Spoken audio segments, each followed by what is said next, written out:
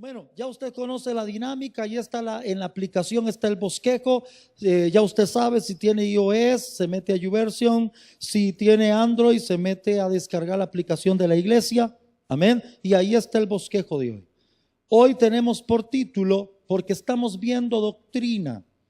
¿Sabe? Por eso yo no cambio ese subtítulo de una generación de cambio.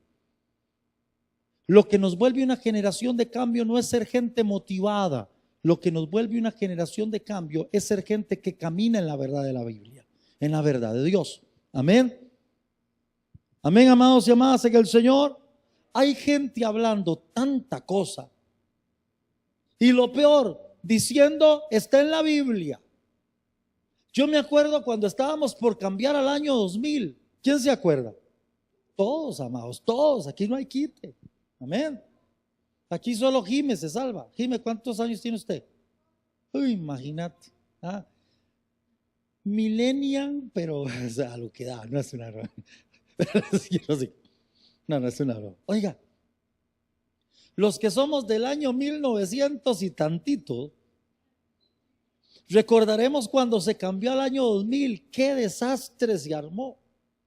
La gente decía que las computadoras iban a apagar, que se iba a caer todos los sistemas computarizados de los bancos, de las navieras, de los aviones, de los aeropuertos, que la economía iba a sufrir una catástrofe mundial porque el año 2000, justo a las 12 de la noche, cambiando de 1999 a 2000, todo se caía. Y tras de eso, amados, empezó a circular por ahí un dicho que decía, porque en la Biblia está: a 1000 llegarás, pero a 2000 no llegarás. Yo no sé si alguien oyó eso. Amén. Oiga, mi amado, oiga, a 1000 llegarás, pero a 2000 no llegarás. Y es que la gente cuando quiere decir algo, le ponen un tinte de bíblico. Y si no conocemos la palabra, amados, nos comemos esa yuca. Amén. Y ya andamos diciendo, no, si es cierto. La Biblia dice. Ayúdate que yo te ayudaré. Y la Biblia dice, no es cierto, la Biblia no dice. Dice algo medio parecido, pero la Biblia no dice que yo me ayude y que Él me ayuda. Lo que la Biblia sí dice es: esfuérzate y sé valiente y yo estaré contigo.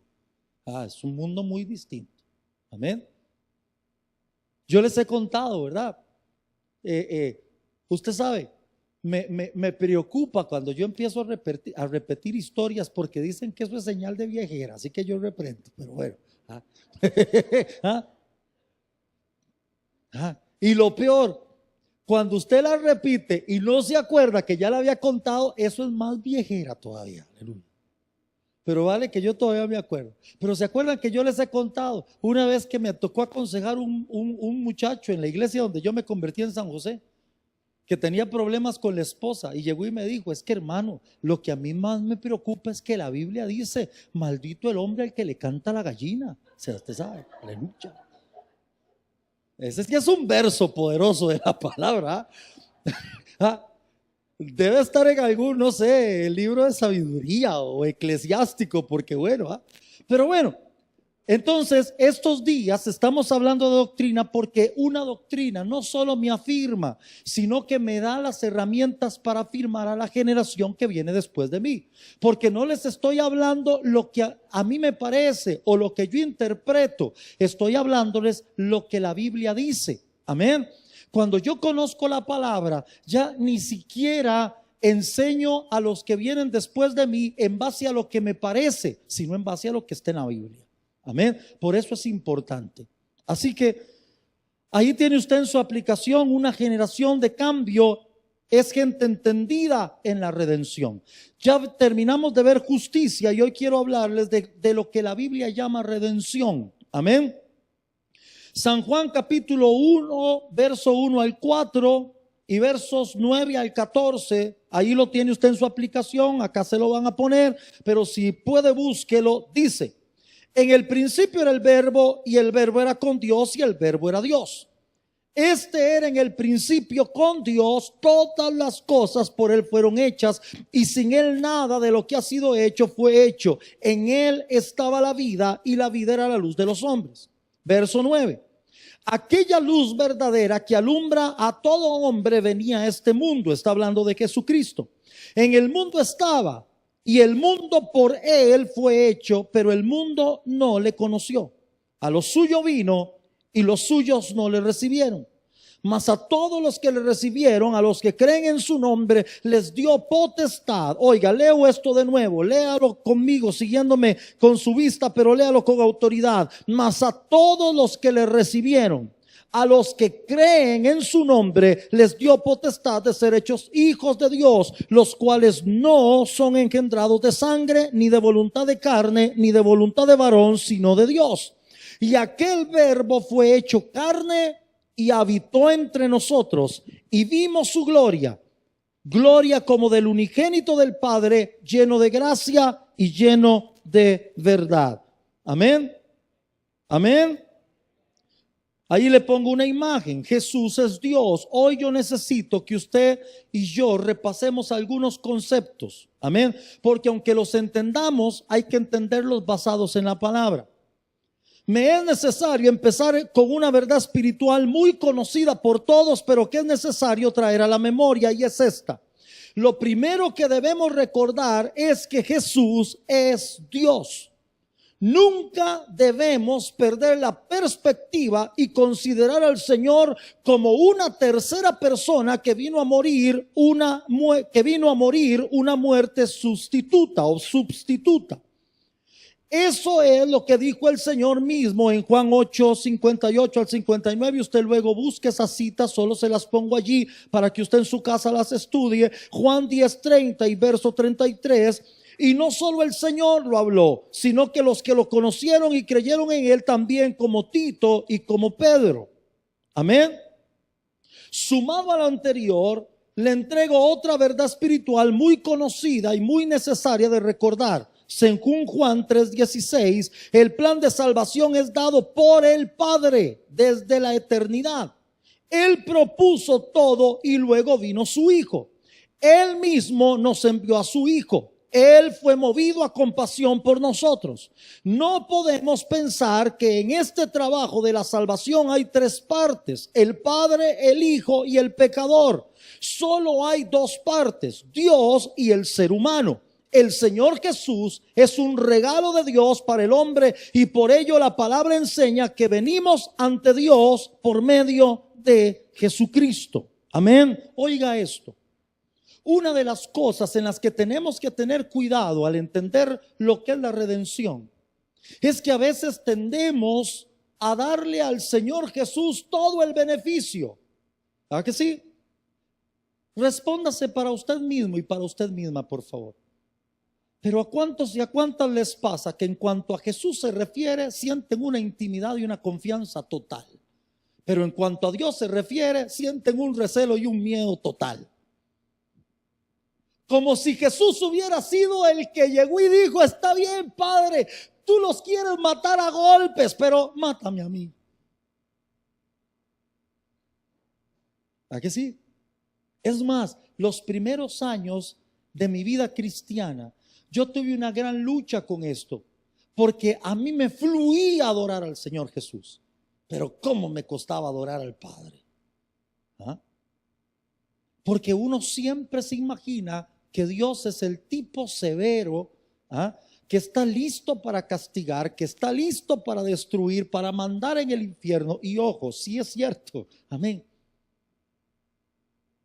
Pero en el momento, ¿se acuerda cuando hablamos la semana pasada y antepasada de justicia y dijimos: en el momento en que yo pasé por la cruz de Cristo, amén, y que el Espíritu Santo llegó a mi vida, cuando llego frente al Padre, ya el Padre ya no tiene de qué acusarme. Es más, Él desiste de la idea de acusarme, porque ya yo pasé por el Cordero de Dios que quita el pecado del mundo y por el Espíritu Santo que está trabajando en mi vida. A partir de este momento el Padre dice: ni te preocupes, lo que hiciste ni me acuerdo. Amén. Por eso la parábola del hijo pródigo llegó, dice, y el padre se le acercó y no le dio tiempo a decir: Padre, he pecado contra el cielo y contra ti. No le dio tiempo. Dice que antes de que tocara el piso lo levantó, lo abrazó, mandó a traerle un vestido, mandó a traerle un anillo, mandó a hacerle una fiesta, porque el hijo perdido había vuelto a casa. Amén. Entonces es importante que usted y yo entendamos algo. El que ideó todo esto fue el Padre. Eso es vital en la redención. Amén. No es que Jesús se interpuso y ahora tenemos tres partes en nuestra salvación: Dios que quería reventarme a palo, Jesucristo que se metió en medio para defenderme como el buen hermanillo mayor, y yo que estoy deseando, aunque me duela mucho, que le reen al grande. ¿Alguna vez le pasó a usted esto en la familia? Que alguien de los hermanos era el salvador, la salvadora. No, mami, no le pegue. No, papi, no le pegue. Quítese que le doy a usted también. No, papi, aunque me dé a mí, pero no le pegue. Y salía rascando. Y uno decía: pobrecillo mi hermanillo, pero qué pura vida. O sea, amén. Es que a veces eso es lo que interpretamos en el perdón. Dios quería malmatarme. Amén. ¿Se acuerdan un día que les contaba la historia de un hermano que conocí en El Salvador? Gracias a Dios después se entregó a Cristo y cambió. Pero era de aquellos hombres que venían a Cristo, pero tenía costumbres de la vieja naturaleza y de vez en cuando se sonaba la doña. Y entonces llegaba y nos decía: es que ella sabe que o se somete o la somato. O sea, no. Le llegamos con el evangelio verdadero y esperamos que haya cambiado, gloria al Señor. Pero oiga esto. Entonces pensamos que el Padre es el tipo que me quiere somatar la vida. Jesús es el tipo que se metió en medio para librarme. Y yo gracias a Dios salí librado de la garroteada. No. En este término de redención solo hay dos extremos: Dios y nosotros. Jesús es el regalo de Dios para nosotros. Amén. Eso es vital. Jesús en la cruz, Jesús como hombre, Jesús en la resurrección es el regalo que Dios nos dio. Amén. Amén. Usted y yo no tenemos que tenerle miedo a Dios, porque el que pensó todo esto se llama Dios. Amén. No se sentó Dios y dijo: a ver, muchachos, a ver, Jesús, a ver, Espíritu Santo, vengan acá, tengo unas ganas de matar a esa gente. ¿Qué me recomiendan? No. Dios llamó a Jesús y llamó al Espíritu Santo y les dijo: he tenido un gran plan. Vamos a rescatar a esta gente. Vamos a perdonarles sus pecados. Así que Jesús, hijo mío, te necesito para que vayas a la cruz. Espíritu Santo, te necesito para que trabajes en ellos. La idea fue del Padre. ¿Hay alguien ahí? Así que usted tiene que sacarse esa idea de Dios es el malo de la película. No. Aquí no hay ninguno malo, ni está el menos malo tampoco. Pero hay uno más bueno. Aunque tampoco deberíamos de decirlo, pero digámoslo de esa manera. Y el más bueno fue Dios. El plan lo concibió Él. Así empieza la redención. No empieza con Cristo en la cruz.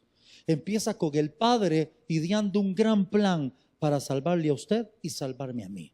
¿Cuántos y cuántas alaban al Señor? Amén. Amén. Amén. Oiga esto. Ahí le pongo alguito más. Gloria a Jesús. Qué barbaridad. La tecnología no es buena, pero bueno, discúlpeme un momento. Esta cosa. Ya llegué. Ok. Oiga esto. Allí le pongo algo más. Dice, San Juan capítulo 3, verso 18. Puede ver ahí la imagen que le puse. El que en él cree no es condenado, Pero el que no cree ya ha sido condenado porque no ha creído en el nombre del unigénito Hijo de Dios. Escuche esto. ¿Cuál es la obra que Jesucristo hizo en la cruz? Ahí le pongo algo porque lo consideré importante describírselo. Hay varias cosas a considerar acá. Pensar que el Jesús sin pecado es tan solo el sustituto de los hombres pecadores ha originado tres grandes errores doctrinales. Escuche.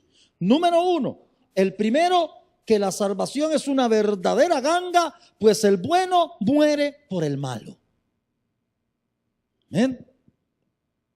Si yo entiendo que Jesucristo es la tercer parte que entró en la negociación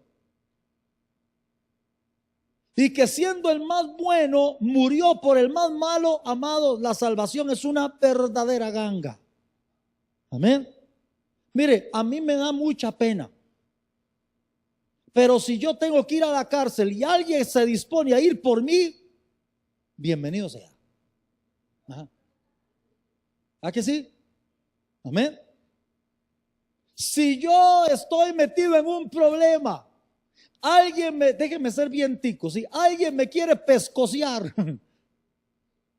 y alguien dice, no se preocupe que me pescocee a mí, yo trataré de poner una cara muy seria de dolor, pero por dentro estoy que brinco de la alegría. ¿A que sí? Amén. Entonces, cuando yo entiendo que Jesucristo es la tercer parte que entró en esto y que tuvo una muerte sustitutiva por mí, entonces esto es una verdadera ganga, porque el bueno murió por el malo. Dos, el segundo, que Dios es alguien terrible a quien no le importó matar al inocente para favorecer al culpable. Si yo entiendo que este problema de pecador y quien recibe la afrenta, que en este caso es Dios, y Dios viene y pone un tercero que no tiene nada que ver con el tema, entonces claro, Dios es un hombre terrible, un ser terrible, injusto, porque cargó toda su ira contra alguien que no había hecho absolutamente nada. Tres, el tercer problema de seccionar la salvación nuestra en tres personas. Oiga, tres, si el Señor Jesús es sustituto y ha de morir en favor de todos los pecadores del mundo, entonces todos los que creen como los que no creen en Él serán salvos igualmente, pues murió por ambos, hayan creído o no. Tercer gran error, cuando yo hago a Jesucristo una tercer parte metida en este problema. Ahorita voy a explicar. Amén. Entonces, como Jesús murió, ¿qué es lo que andamos oyendo en estos días? Como Jesús murió y Jesús es tan bueno, nadie más se va a perder, porque Él murió por todos. Bueno, ahí le pongo. Pero esta no es la clase de sustitución que la Biblia menciona. Según Juan 3:18, los que creen ya han sido juzgados y perecerán. Amén. Amén, amados y amadas en el Señor. ¿Hay alguien ahí conmigo? Ahí le pongo algo más. Escuche. De esta cita bíblica anterior se desprende una de las más grandes verdades espirituales en cuanto al tema de la redención en Cristo. El Hijo de Dios murió una muerte sustituta para los que creemos. Él jamás será sustituto para los que no creen. Con lo anterior no estoy diciendo que no murió por el mundo. Estoy diciendo que su sacrificio se hace efectivo solo para quienes creen y queda inoperante sobre la vida y eternidad de quienes no creen. Entendemos que en Juan 1, primera de Juan 2, 1 al 6, dice, y Él es la propiciación por nuestros pecados, y no solo por los nuestros, sino también por los de todo el mundo. El apóstol dice que el Señor murió por todo el mundo. Sin embargo, luego da una verdadera cátedra sobre la manera en que debe conducirse a alguien que ha sido perdonado de sus pecados. Él explica que quien no se conduzca de esta manera ni ha conocido ni tiene a Jesús morando en su vida. Oiga esto. Estamos entendiendo temas de redención. Si yo entiendo que Jesucristo es el inocente que entró a llevarse el castigo por mis pecados, la tercera parte que entró en el juego, entonces yo puedo llegar y decir, bueno, ok, pero entonces Dios tiene que perdonarme. Jesús murió. ¿Sabe cuánta gente piensa así? Jesús murió. Y si Jesús murió, mis pecados tienen que ser perdonados. Pero es que la Biblia a mí me dice, Juan capítulo 3, verso 16, que Dios me regaló a Cristo como su regalo para mi perdón. Pero luego viene y dice en el verso 18, el que cree es salvo. Y el que no cree dice ya. No dice más adelante. No dice el día del juicio por la tarde. No dice, qué sé yo, dice ya fue condenado. ¿Por qué? Vamos a ver, pero aquí hay una parte muy importante. Ya casi llegamos, ya casi voy a aterrizar. Escuche esto, mi amado y mi amada en el Señor Jesús. Tenemos que tener mucho cuidado con la forma de pensar. Amén. Amén. Vuélvase a la persona que está a su lado y dígale, esto es verdaderamente importante, dígaselo. Amén. Es que en el momento en que yo entro a Cristo, lo que decía Jonathan y lo que hemos venido diciendo, cuando la Biblia habla de hacer a Jesús Señor, está usando una palabra griega, kurios, está diciendo hacerlo mi amo. O sea, cuando yo creo en Cristo, no es un asunto mental. Yo ahora creo en Cristo, Jesús murió por mí. No. Hacer a alguien mi Señor, eso es más cercano, es una relación más profunda que algo meramente intelectual. Es entregarle a alguien el dominio de mi vida y decirle, a partir de hoy decides tú. Aleluya. Amén. Amén.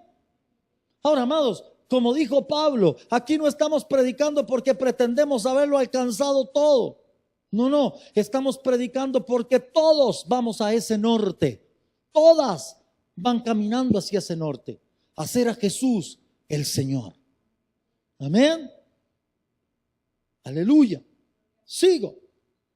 Oiga esto. Entonces, ¿cómo resolvemos el problema del pecado? Solo hay dos maneras justas de resolver un problema.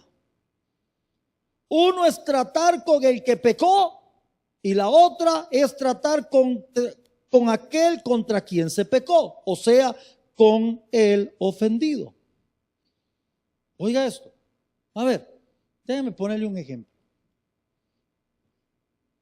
Dos partes van a juicio, porque esto es un tema legal. Amén. Recuerden, el asunto del pecado es un tema legal.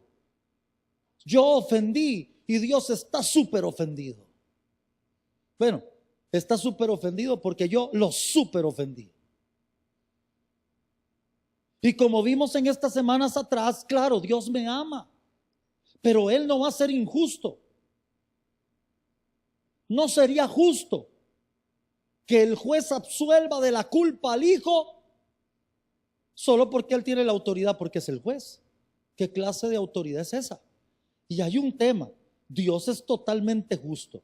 Dios dice, te amo, pero me la debes, me la pagas. Nosotros los seres humanos somos muy injustos. No hemos llegado a ese nivel, ni llegaremos hasta que el Señor nos transforme.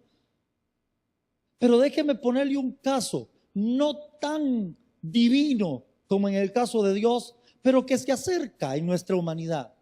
Usted nunca ha llegado a un momento, papás y mamás, déjeme ser así bien tiquillo, papás y mamás. No ha llegado usted a un punto donde usted dice, yo amo a este carajillo, yo amo a esta carajilla, pero hoy me las paga. ¿Les ha pasado? Las sonrisas les delatan. Ahora, el tema es que yo no soy tan justo como Dios porque a mí me está motivando un sentimiento de cólera y venganza. A Dios no lo motiva un sentimiento de cólera y venganza. Dios simplemente dice te amo, pero no puedo pasarte por alto lo que hiciste.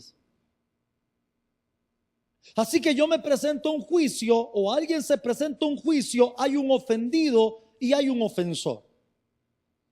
Ahora, en un juicio yo puedo pedirle a alguien que me defienda, pero está en mi nombre, está representándome.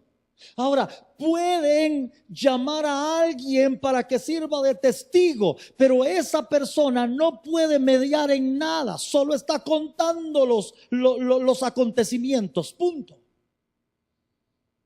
Pero solamente hay dos formas de arreglar el juicio. ¿Se imaginan que uno de los testigos se pare y diga: mire, señor juez, arreglemos esto ya, yo pago el asunto, yo doy el anillo a la cárcel? Seguro el juez se le va a quedar viendo y va a decir: mire, ¿y usted quién lo mete en esto? ¿Bien?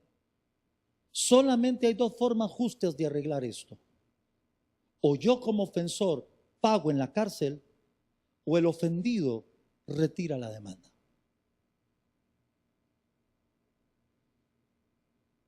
Así que en este juicio de Dios contra el pecado y contra el ser humano no hay tres partes, hay dos.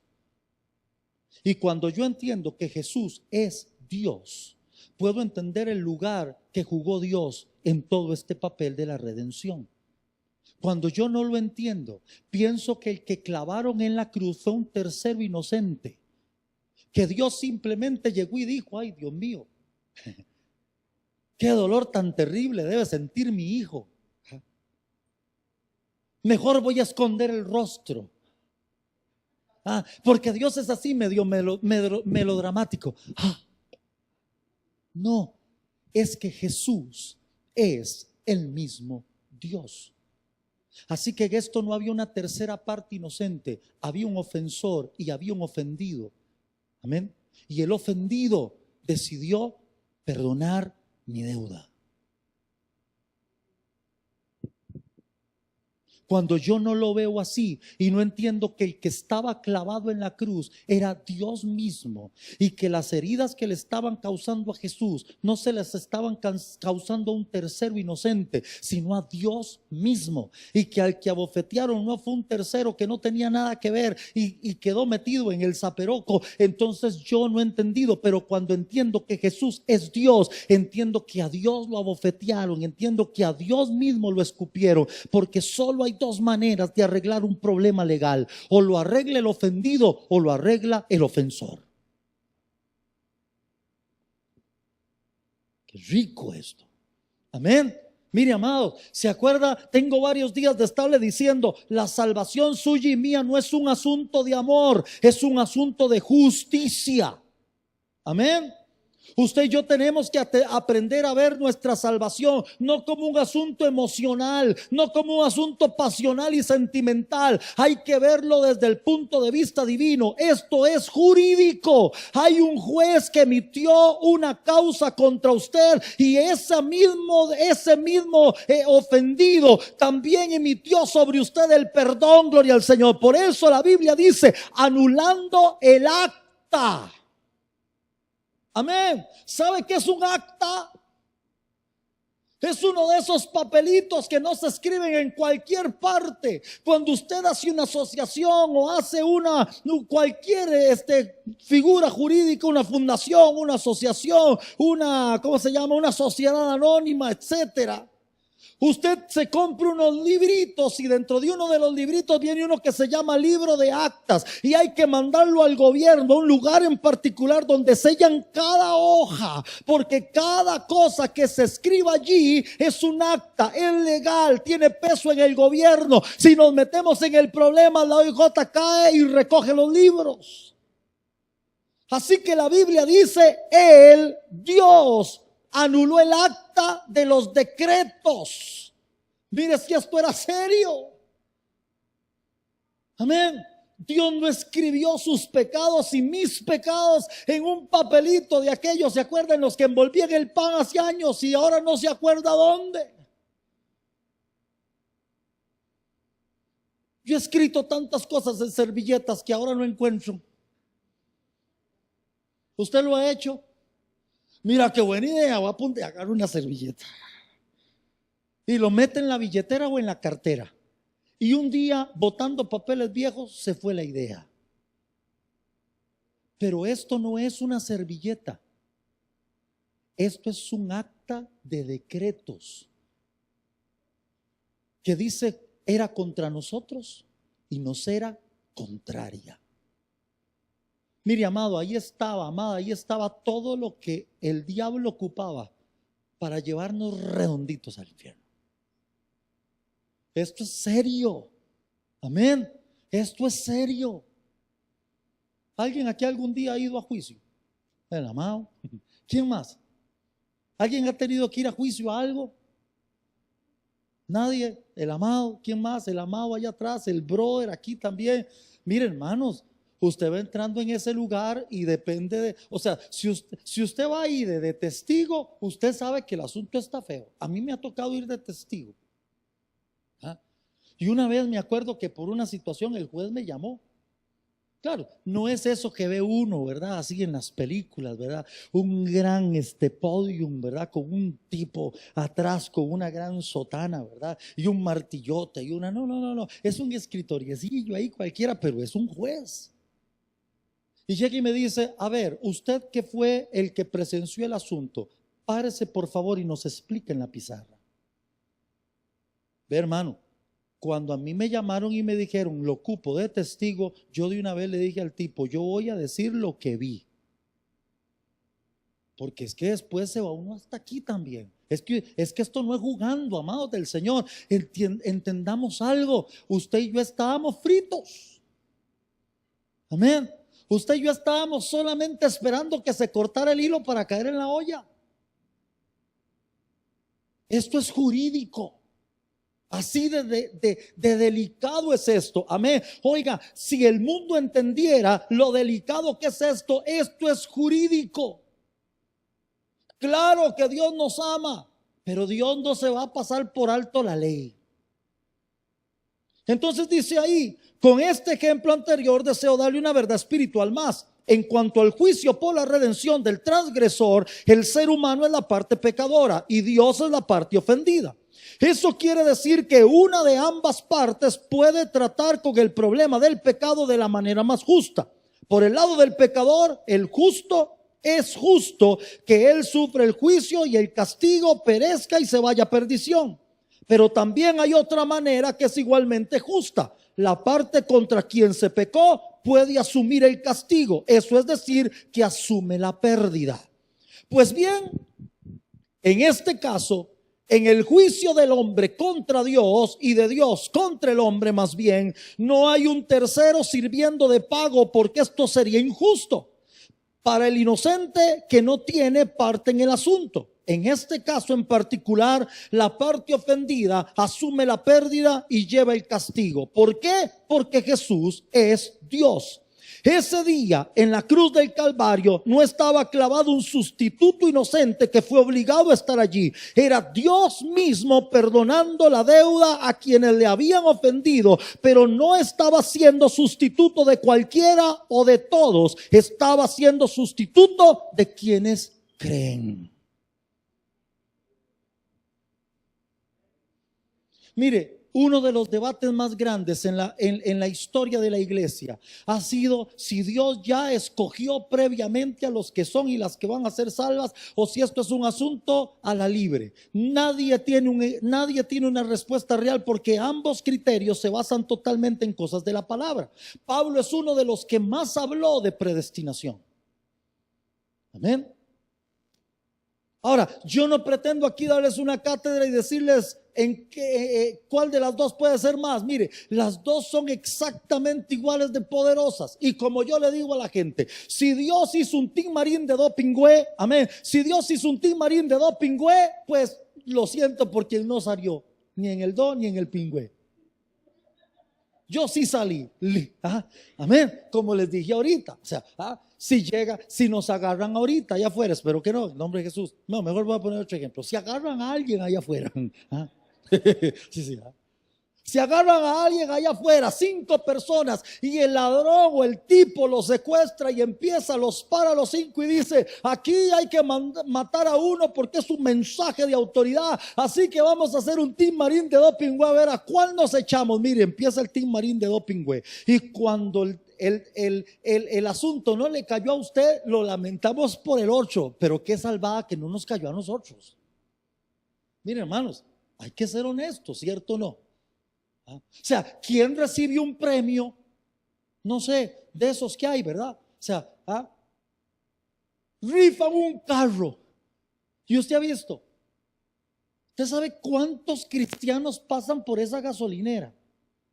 ¿Usted sabe cuánto le ponen la mano al papelito y le dicen: Padre, en el nombre de Jesús? Usted sabe el problema para Dios. Así que Dios decide no meterse. Dios dice: mire, yo en eso no me meto. Así que a ver, pero ¿quién se gana el carro? Un buen cristiano se gana el carro y se pone a pensar cuando tiene las llaves y dice: pero es que en esta rifa participaron miles. Lo correcto es que nos toque a todos. ¿Quién? ¿Quién? Para hacerle las del Peterete, ¿se acuerda? Peinarlo. Era los caquitos, ¿se acuerda? Peinarlo y darle una. O sea, nadie se interesa en cuántos miles participaron. Yo salgo manejando el carro que me gané en la rifa, salado el resto. Mire, a ver, yo no sé si Dios lo hizo por selección. Si lo hizo por selección, Él es Dios, Él hace lo que quiera. Nos íbamos a perder todos, de 1000 se iban a perder 1000 y Él decidió que de 1000 se salvaran 100 y yo estoy en los 100, lo siento, yo salgo manejando mi carro feliz. Y si lo hizo por amor y dijo: bueno, el que se acerque a mí, a ese le doy la salvación, pues igualmente dichoso, porque lo aceptamos los que estamos aquí y vamos para afuera con el carro. Gloria a Dios. El tema es que, oiga esto, el tema es que Jesús murió por quienes lo aceptan. Eso sí es algo incambiable. Mientras no lo acepten, Jesús no es sustituto de esa persona.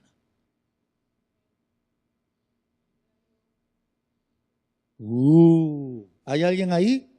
Y recuerde, mantenga en el pensamiento curioso: quien lo hace su Señor. Sigo. Qué maravillosa noticia. Esto debe ser subrayado en nuestras mentes y espíritus. ¿Qué es la redención de Cristo? La obra redentora de Cristo es Dios mismo que viene a cargar el pecado del hombre contra él. En otras palabras, si Jesús de Nazaret no fuera Dios, Él no estaría calificado para cargar justamente con nuestros pecados. Jesús de Nazaret es Dios. Él es el Dios contra quien hemos pecado. Nuestro Dios ha bajado a la tierra personalmente y cargado nuestros pecados. Usted y yo no podemos separar la figura de Cristo de la figura del Padre, porque es uno. Dios es uno. ¿Hay alguien ahí? Uno de los más grandes misterios de la Biblia, la Trinidad de Dios. Amén. ¿Cómo funciona? Mire, muy humanamente. Muy humanamente. Pero ustedes y yo somos la huella, la máxima huella de un Dios trino. Por eso usted y yo tenemos cuerpo, alma y espíritu. Y no son iguales, pero no se separan. Y tienen 3 manifestaciones diferentes. Pero aunque ellos 3 soy yo no siempre me comporto como ellos 3. A veces me comporto como uno y no como otro. Porque a veces, aunque tengo un espíritu, me dejo más llevar por el alma. Porque a veces, aunque tengo un alma, me dejo más llevar por el espíritu. Y porque a veces, aunque tengo alma y espíritu, tengo que ir a orar porque la carne se quiere levantar a controlar. Amén. Así de sencillo. Tenemos un Dios trino. Así que yo no puedo decir: Jesucito lindo que te clavaste en la cruz, gracias por librarme de ese viejo rabietas del Padre. No. No, sí. Es que, vean, amados, Dios sabe que lo hablo con todo temor y temblor. No lo hablo en forma de irrespeto. Es que a veces lo vemos así. Claro, como es Dios, no nos atrevemos a decirlo. Yo he hablado con gente que me dice: es que Dios no me da, Dios no hace, Dios no me ayuda, Dios no esto, Dios no el otro. Pero claro, como es Dios, siempre tendrá la razón. Amén. Yo tengo que entender, Jesús a mí no me libró de nadie. Dios mismo se clavó en esa cruz. Amén. Aleluya. Amén. Seguimos porque el tiempo es oro aquí. Oiga esto. No, todavía me quedan unos minutitos. ¿Por qué se hizo hombre? Con esto termino. Romanos 6:23 dice: porque la paga del pecado es muerte, mas la dádiva de Dios es vida eterna en Cristo Jesús, Señor nuestro. ¿Por qué se hizo hombre? Uno, porque el pecado solo se pagaba con muerte. Mire, hermano, amado y amada del Señor, así de serio es este asunto. Yo quiero que usted y yo seamos capaces de entender hoy algo. El pecado solo se compensa con morir. Amén. Nosotros en este país no tenemos ese tipo de jurisdicción. Pero hay países como Estados Unidos donde la pena de muerte sí existe. ¿Y saben con qué se paga eso o por qué se paga con la vida? Cuando yo quité otra vida. Y cuando fui demasiado drástico, me ensañé o maté a varias personas, contra mí dictan una pena capital y dicen: esta persona quitó vidas. Su deuda solo puede ser pagada con que él o ella den la suya. Así que ustedes y yo estábamos a punto de caminar por el pasadizo, ¿cómo es? De la alfombra verde. ¿Por qué será una alfombra verde? La milla verde. ¿Pero qué será? ¿Pintado o será alfombra? El cuarto es verde. Qué terrible. ¿Para qué será? Para que me sienta todavía más loco. Ojalá verde hospital ese. No. Oiga. Sí, dice, porque es la esperanza el verde. La esperanza de que te vas a morir. No, oiga esto, mi amado y mi amada en el Señor. Lo suyo y lo mío es serio. La Biblia dice que la ofensa contra Dios fue tan grande que Él solo puede cobrarla si usted y yo pagamos con la vida. Yo no quiero llegar al tribunal de Cristo sin Cristo. Yo no quiero llegar al más allá sin Cristo. Olvídese. Amén. ¿Me entienden esto? Es que hay gente que viene y dice: es que el que desprecia al Hijo de Dios se va a enfrentar a un juez severísimo. No. Quien desprecia al Hijo de Dios, despreció a Dios mismo. Así que no se está enfrentando a un segundo que había enviado un tercero. Se está enfrentando al mismo que vino, al mismo que murió, al mismo que fue subido, porque Jesús también es Dios. Así que no hay ninguna manera de que yo me pueda excusar allí, porque para Dios lo que yo hice es totalmente conocido.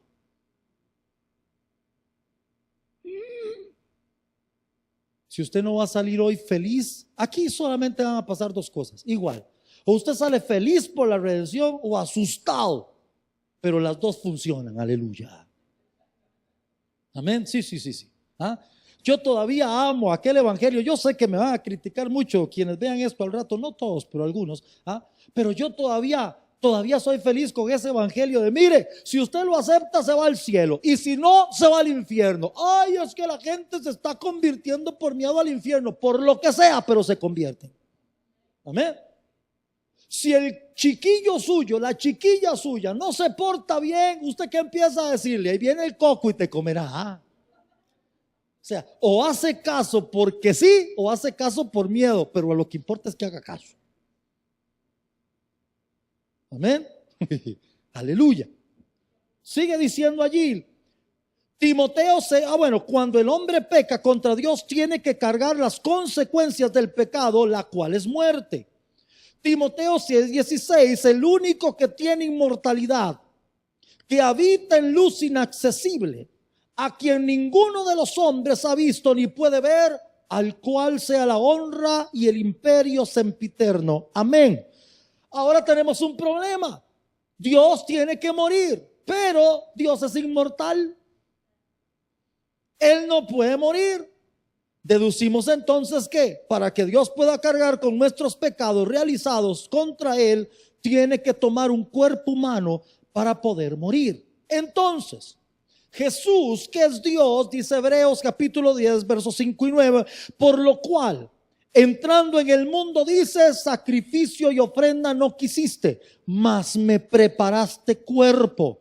Holocausto y expiación por el pecado no te agradaron. Entonces dice, he aquí vengo, oh Dios, para hacer tu voluntad, como en el rollo del libro está escrito de mí, diciendo primero, sacrificio y ofrenda y holocausto y expiación por el pecado no quisiste, ni te agradaron, las cuales cosas ofrecen según la ley. Y diciendo luego, he aquí que vengo, oh Dios, para hacer tu voluntad. Quítalo primero para establecer esto último. Dios preparó con un cuerpo para Cristo, para así poder ofrecerse como holocausto u ofrenda por el pecado. ¿Por qué Jesús se hizo hombre? Porque era la única forma de morir. Mire, amado, esto es rudo. Déjeme bajarlo a un nivel muy humano. ¿Se acuerdan que yo a veces les he puesto el ejemplo del perdón y yo vengo y les digo, ¿qué clase de perdón sería si yo un día me meto a robar a la casa de ustedes, les quito todo, hasta la cama de los chiquillos, la ropa de los chiquillos, hasta el perro me llevo, hasta la bolsa de alimento? Pero a los 3, 4 días ya lo vendí todo, lo gasté todo, me fui de viaje para no sé dónde, y a la semana, a los 15 días yo regreso arrepentido y le digo, Patricita, perdón, fui yo, pero estoy arrepentido. Mi alma, ¿cuántas veces habremos oído hablar algo así? Estoy arrepentido, arrepentida, y uno dice, estate. Bueno, pero como Patricita es bien cristiana, Patricita me pone una mano en el horno y me dice, está bien, hermano. Lo importante es que se arrepintió. Busque del Señor para que Dios lo transforme y no lo vuelva a hacer. Y entonces yo me voy feliz. ¿Se acuerdan que he puesto ese ejemplo y he dicho, o sea, que falta en esto del perdón? Amén. Porque Patricita me está perdonando, pero igual ella va a dormir en la cama, en la calle, en el piso. Su hija va a dormir en el piso. Todo el mundo va a dormir en el piso. ¿Por qué? Porque yo me lo robé todo y porque yo no pagué nada. Bueno, oigan esto. Pero ahora déjeme volcar ese ejemplo porque me sirve para otra cosa. Yo he hablado del perdón diciendo, lo justo es que yo llegue y le diga, Patricia, deme tiempo, yo se lo voy a devolver. Porque eso es un perdón correcto, restituir. Pero ¿qué pasa? Déjenme usar este ejemplo para otro punto. Pero ¿qué pasa si efectivamente Patricia viene y dice, es que él no me va a poder pagar? Él va a tener que, para pagar, él va a tener que venderlo todo. Y vendiéndolo todo no le alcanza ni para llegar a la cuarta parte. Y si viviéramos en otro tipo de figura política, porque hay países para todo aún, Patricia viene y hace números y dice, bueno, pero tiene una esposa y la esposa puede ser vendida como esclava. Bueno, pero tampoco le alcanza. Bueno, pero tiene hijos, tal vez podamos venderlos como esclavos, pero tampoco le alcanza. Entonces Patricia llega a una deducción y es, este tipo solo muriendo me paga. Y ahora Patricia decide no cobrarme. Y ella decide perdonarme toda la deuda. Vean, amados, ninguno de los que estamos aquí ha sentido jamás tener una deuda tan grande. Yo le pido al Espíritu Santo que hoy la podamos sentir. Porque nosotros sabemos lo que es deberle al polaco y hacer silencio cuando tocan la puerta.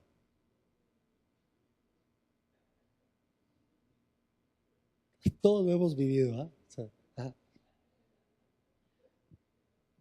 Y lo peor es que es un enfrentamiento de culturas. Porque él es polaco y yo me hago el ruso. No, será. Es un enfrentamiento de culturas. Oiga. Oiga. Qué bueno. Oiga esto. Nosotros, los que estamos aquí, las que están aquí, gracias a Dios, nunca hemos estado en esto. Pero ojalá por el Espíritu Santo fuéramos capaces de captar el peso de solamente muriendo pagar una deuda. Para que pudiéramos entender cuánto Dios tuvo que asumir por nosotros. Amén. Esto no es canibalismo como la gente ha dicho.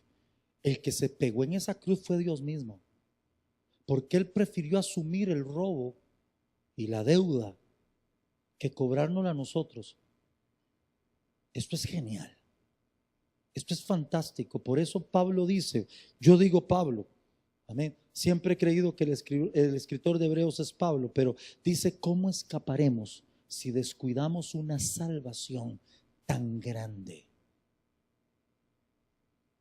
Amén. Aleluya. Terminamos en el nombre de Jesús. Permítame llevarle a la conclusión de esta enseñanza totalmente doctrinal. El Señor Jesús no es un tercero, Él es Dios mismo. Y debido a que es Dios, estaba calificado para ser crucificado en la cruz, pero también debido a que es hombre, podía morir en la cruz a nuestro favor. Ahorita mismo recuerdo la estrofa, nunca sabré cuánto costó ver mi pecado en esa cruz. Estaba tanto calificado para ser crucificado porque es Dios, como para ser crucificado porque era hombre. Si Él no es Dios, su muerte pasa a ser injusta, pues es un inocente y no puede salvarnos, pues solo sería un tercero.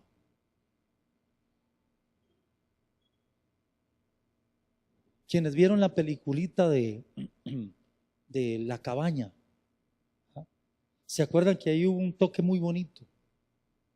Que el muchacho del accidente supuestamente está hablando con el padre, pero le ve las heridas. ¿Se acuerdan? Esto es totalmente doctrinal. No crean ustedes que el único marcado en el cielo es Jesús, como muchas veces se ha dicho. No, solo hay algo en el cielo que es totalmente terrenal, las marcas de Cristo de la crucifixión. Créame, Dios carga las mismas marcas y el Espíritu Santo también. Porque ese día no había un tercero clavado en la cruz, era Dios mismo. Amén. Nunca podremos entender cuánto cuesta esto que tenemos hoy. Por eso hay que apreciarlo. Por eso hay que cuidarlo. Por eso el diablo se enoja tanto contra usted y contra mí y hace todo tipo de planes para robarnos esto. Solo para nosotros los cristianos y cristianas, la salvación es un regalazo. Amén. Sí, es un regalazo. Pero cuando yo no entiendo lo que costó, yo dejo un regalazo en cualquier lado. Amén. Cerremos los ojos y vamos a orar. Padre bueno, hoy sí puedes decirlo. Dile: Padre bueno, gracias. Gracias por todo lo que hiciste por mí. Viviré agradecido cada día de mi vida, aunque sé que mi humanidad, mi debilidad, aún es algo en lo que tengo que trabajar, porque decir que estoy agradecido y no vivir de acuerdo a tan grande amor, no sería justo ni correcto. Pero hoy, Padre bueno, ya no eres el ser enojoso, dictatorial, deseando una oportunidad para castigar. No, ese día en la cruz, solo dos partes se hicieron presentes. Yo, cargado de pecados y necesitando morir para pagar la deuda. Y tú, asumiendo la deuda, asumiendo la pérdida, asumiendo el costo total de mi maldad. Gracias, Dios. Asumiste todos mis errores. No había nacido, y todos los errores que iba a cometer estaban siendo clavados en esa cruz. Así que entiendo que en esa cruz mis errores pasados, presentes y futuros fueron anulados. Padre bueno, gracias por tu Espíritu Santo en mí. Ayúdame a rendir a su obra.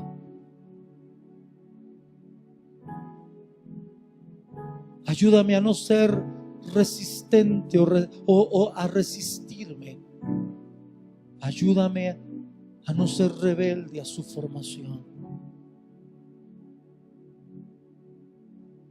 Y gracias por mi gran regalo, tu Hijo, tú mismo.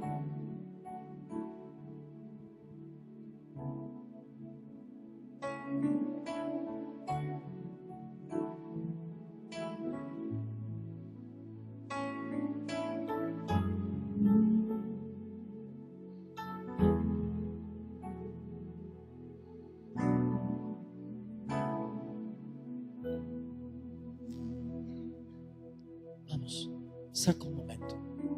Esto es digno de darle tiempo. Siempre hemos sentido a Jesús tan cercano, porque Él es la máxima expresión de misericordia y amor. Y hemos perdido la certidumbre de que Él no es un tercero, es Dios mismo. Este plan eterno fue concebido en la mente más dulce, amorosa, más paterna que existe, la mente de Dios. Ese día en la eternidad antigua, se oyó una voz en el cielo.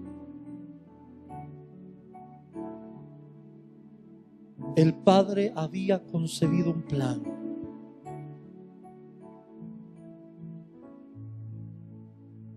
¿De qué puntos constaba ese plan? Uno solo: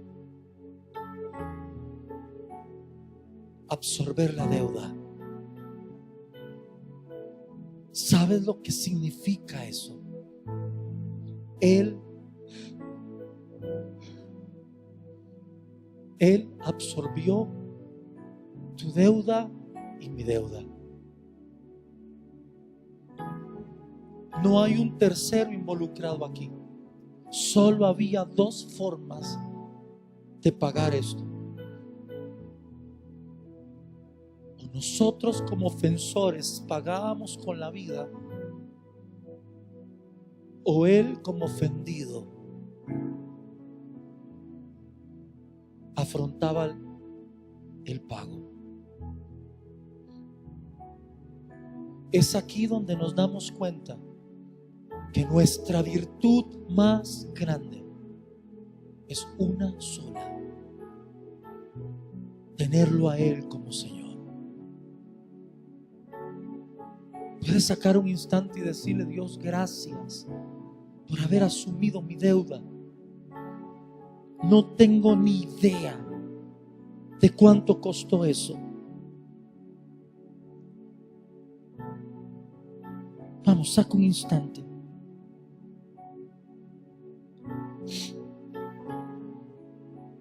Vamos. Ante un amor así,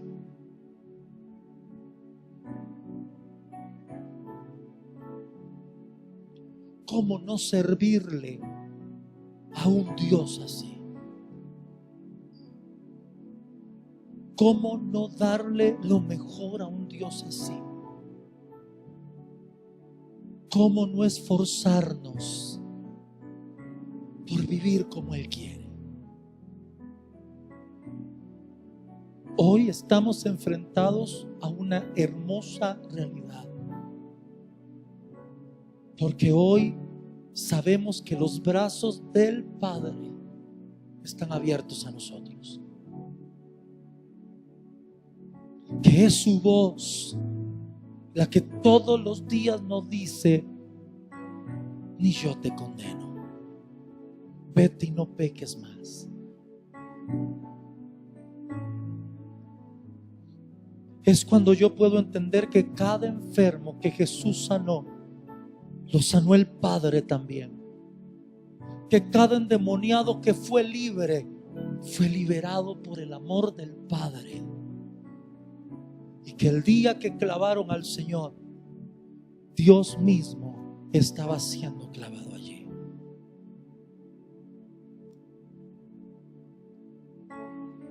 Por la cruz, oh Dios, ¿se acuerda?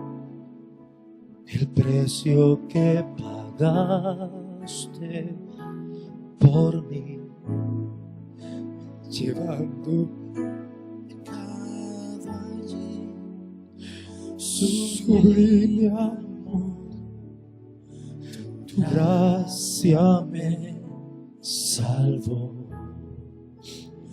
Gracias por tu amor, oh Dios. Tus manos clavadas por mí, me has lavado, Señor. Conozco hoy tu abrazo y tu perdón. Digno es el Señor, en su trono está. Hoy te coronamos, Rey, y reinas con poder.